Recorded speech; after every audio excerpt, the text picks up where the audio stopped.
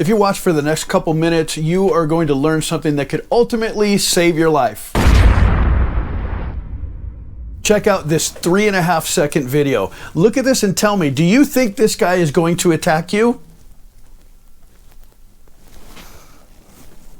I only gave you 3 seconds because generally speaking, if you understand what to look for, you will have between 3 and 5 seconds to act and save your own life. I'm gonna run that video again at the end of this video, and if you pay attention over the next couple minutes, you will be able to answer the question I just asked you. You will be able to look at that face and know whether or not you're gonna be attacked.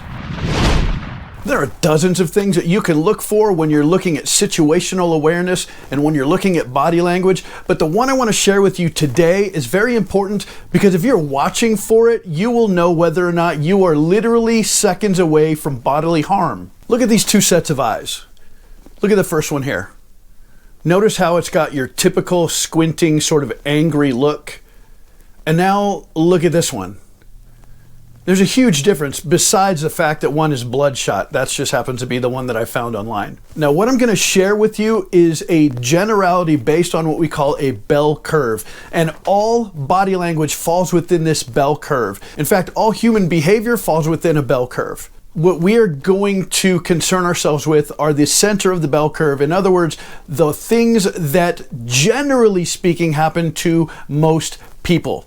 Again, there are always people on the ends of the bell curve that don't fall into the parameters that we're going to talk about. And some people will not fall into this category because their baseline is going to be slightly different. So I'm giving you a very general sense of what to look for to keep yourself safe. Now, back to the eyes. First of all, we've all been taught to look for the scowl like this or the angry face, or when someone in cartoons are angry with you, they drop their lids like this and they get the, we call the Mr. Potato Head angry eyes. Of course, this is something we've all seen.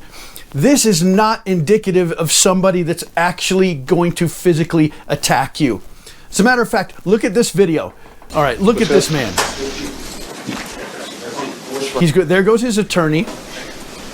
And now he's going to contemplate what to do, and watch what he does to his own attorney. Bam! Oh! Now you may ask yourself, what the heck? How did that happen? If you were paying attention to his body language, you would have saw that coming. Let me run it back to you and show you what I mean.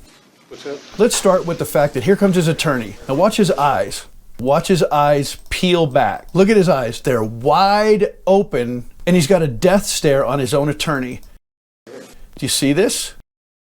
When his attorney goes by, he drops his eyes to contemplate, okay, here's what I'm going to do. The next thing he does is very important. He goes on to look for who is going to interrupt his plan. Pulls his attorney over, whispers in his ear.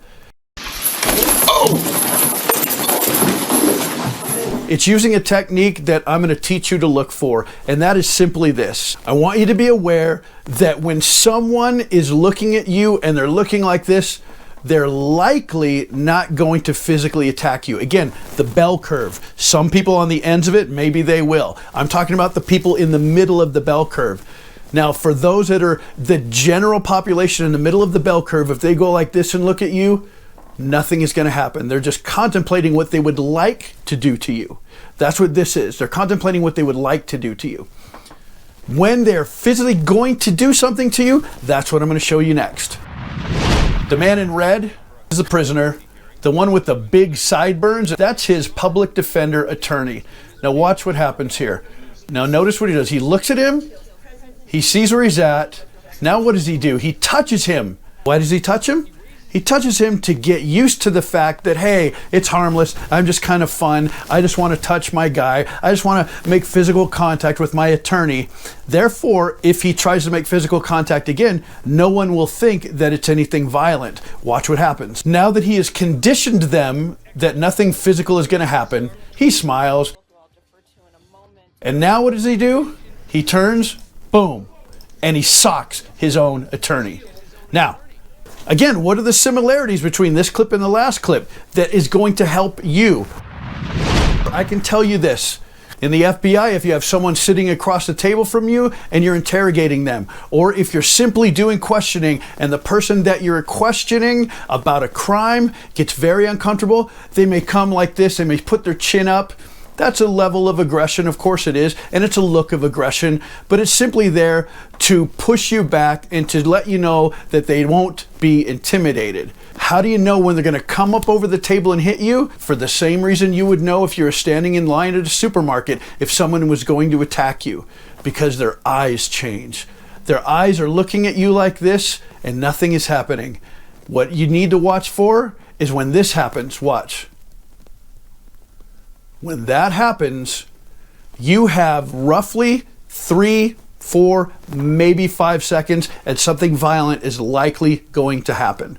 This is in all FBI training, this is in CIA training, this is in law enforcement training, this is in any kind of security training. You are taught to watch for this, and that's what I'm trying to show you today. So back to the question I asked you at the beginning. This 3.5 second video, is this guy going to attack you? Probably not. Probably not. Is he happy with you? No. Is he showing you a sneer because he's angry? Sure. Is he trying to intimidate you? Absolutely. But is he going to physically touch you? Probably not. Again, back to the bell curve. If he's on the ends, like he's not in the middle, he may attack you because he may have all kinds of mental instability. However, if he's in the center where most people are, generally speaking, if he's not peeling back his eyes, he's probably not going to physically attack you. Back to the other pictures I showed you at the beginning. Do you see these eyes? How they've got the traditional squint, the angry furrowed brow, but notice that the whites are not that large, as opposed to this one. And I understand the whites are bloodshot in this picture. That's not the purpose. The purpose is the whites in this picture are enormous. But notice the furrowed brow really didn't change. So this, you're probably not going to be attacked. This, you probably are. So now you know what to look for. Again, I cannot stress enough how important it is to understand this is not everybody, but this is most people. Be careful out there, but watch for that strange peeling back of the eyes.